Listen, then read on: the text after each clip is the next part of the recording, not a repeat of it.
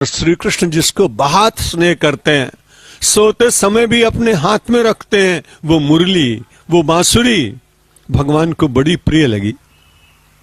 किसी ने पूछा, इतना स्नेह तो तुम अपनी सखियों को भी नहीं करते, अपनी सत्यभामा को भी नहीं करते, अपनी रुक्मिणी को भी नहीं करते, जहां चले वहां तुरंत हाथ में ले लेते हैं।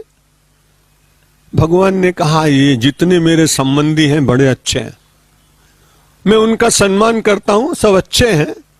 बांसुरी को मैं इसलिए बहुत अच्छा मानता हूं, इसने जितनी तपस्या की कोई कर नहीं सकता।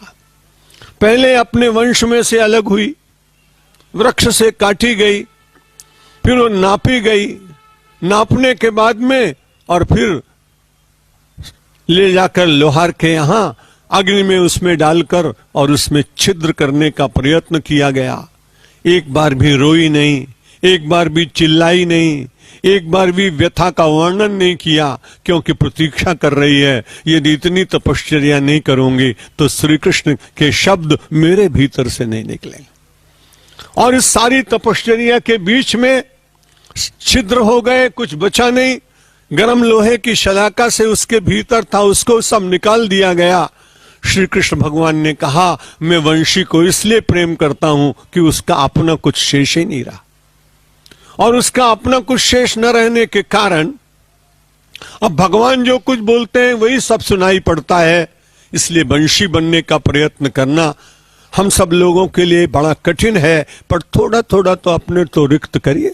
माधव आते हैं, केशव आते हैं, भगवान आते हैं, इष्टदेव आते हैं, आपके हृदय मंदिर के बिल्कुल निकट बैठ जाते हैं। आपकी आंखें बंद होती हैं, आप भजन कर रहे होते हैं। उस समय केवल भगवान को इतनी पीड़ा होती है कि इसने मुझे बुलाया और मैं इसके पास पहुंच गया, लेकिन इसने मेरे लिए कोई आसन रखा नहीं। इसने तो किसी पे काम को बिठाया, किसी पर क्रोध को बिठाया, किसी को ईर्ष्या को बिठाया, कहीं असूया को, कहीं मद को। अब मैं आया तो माधव ने सोचा, अब बैठूं कहां, बुलाया तो सही पर आसन तो रखा ही नहीं, वो आते हैं और लौट जाते हैं। इसलिए मेरे भाई बहन, एक आसन पहले हृदय के भीतर भगवान के लिए सुरक्षित करिए और फिर उनको बुलाइए।